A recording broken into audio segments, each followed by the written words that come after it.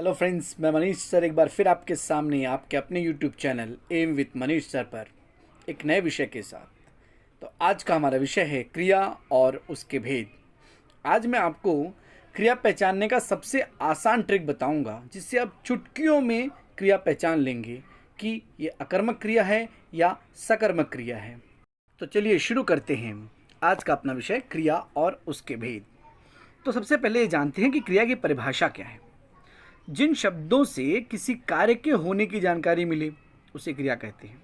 जैसे खाना, पीना, पढ़ना, बोलना, दौड़ना, नाचना, गाना, ये सब क्रियाएं हैं। ठीक है। अब इंग्लिश में इसे क्या कहते हैं? वर्ब। वर्ब जब हम बोलते हैं कि व्हाट इज वर्ब, तो आप बोलते हो एक्शन वर्ड। जिसमें एक्शन हो, जिसमें कोई कार्य करता दिखाई दे, वो होता है क्रिया। ठीक है। अब हिंदी में एक इंपॉर्टेंट बात आपको बता रहा हूं। हिंदी में क्रिया लिंग और वचन के अनुसार क्या होते हैं? बदलते रहते हैं। उदाहरण के लिए पढ़ना शब्द लेते हैं, तो पढ़ना लिंग और वचन के अनुसार बदल जाएगा, तो पढ़ा, पढ़ी, पढ़े हो जाएंगे। बात करते हैं क्रिया के भेद के बारे में। क्रिया के मुख्य रूप से दो ही भेद होते हैं, सकर्मक क्रिया और अकर्मक क्रिया। ठीक है। सकर्मक क्रिया जिन क्रियाओं के कार्य का फल कर्ता अर्थात सब्जेक्ट को छोड़कर कर्म पर पड़ जाता है, उन्हें सकर्मक क्रिया कहते हैं। जैसे अध्यापक ने बच्चे को पढ़ाया। वाक्य में अध्यापक कौन है? कर्ता, सब्जेक्ट है, द्वारा पढ़ने के कार्य का फल बच्चों पर पड़ता है। ठीक है। बच्चे क्या है? कर्म पर पड़ता है, इसीलिए इसे हम सकर्मक क्रिया कहते हैं। बात करते हैं अकर्मक क्रियाओं के बारे में। तो अकर्मक क्रिया वो क्रिया होती है जिन क्रियाओं के कार्य का फल कर्ता पर पड़ता है, उसमें कर्म नहीं होता है, उसे अकर्मक क्रिया कहते हैं। जैसे बालक पढ़ता है। इस वाक्य में पढ़ना क्या है? क्रिया है, वर्ब है, का प्रभाव बालक सब्जेक्ट पर पड़ता है, अतः इस वाक्य में अकर्मक क्रिया है।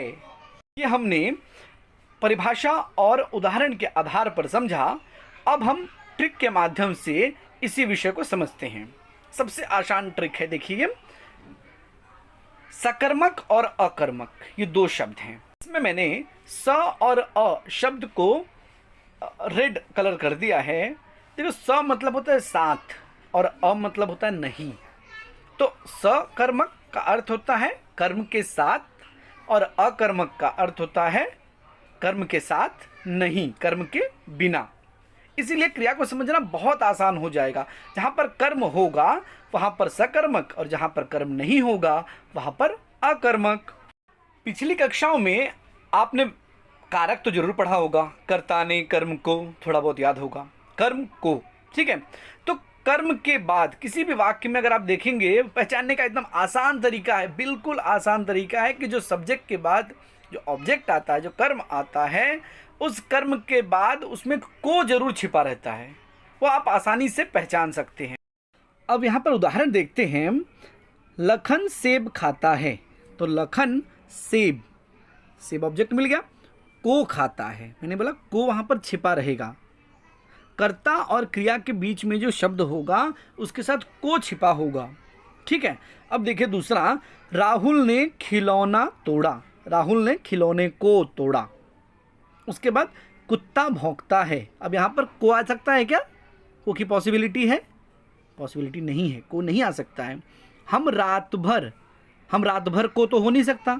हम रात भर पढ़ते हैं। अब रात भर शब्द आपको ऐड करके ना वो थोड़ा परेशान करते, थोड़ा कंफ्यूज करते हैं।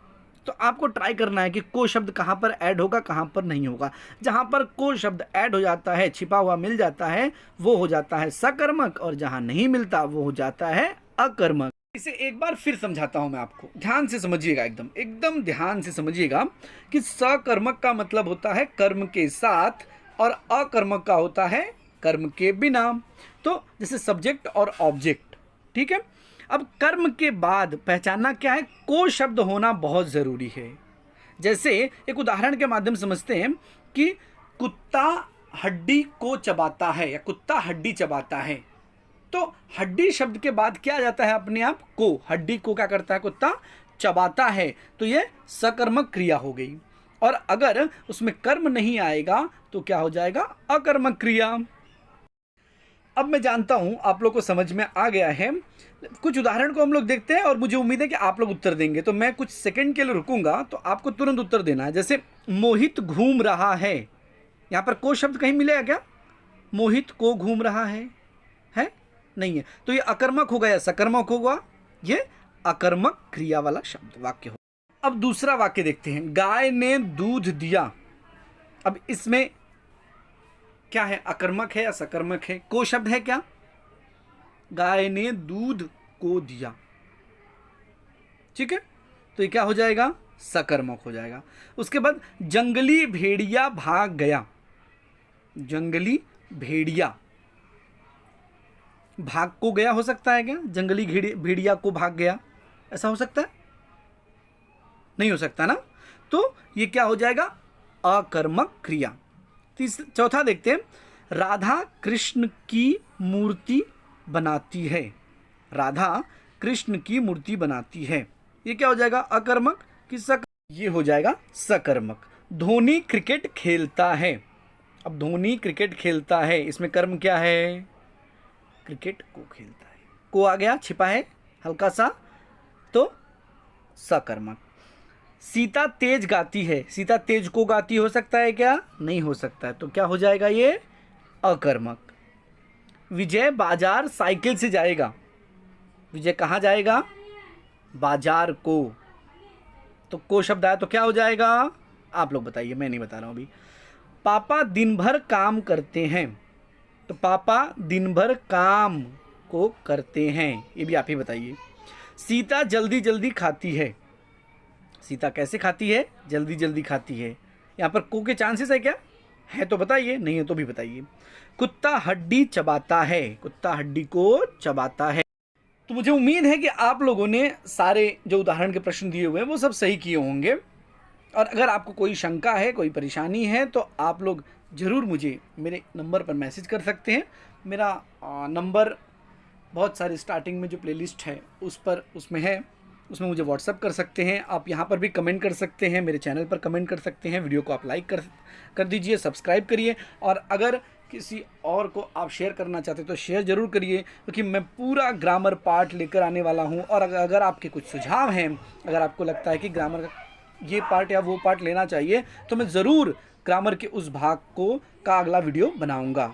Thank you so much.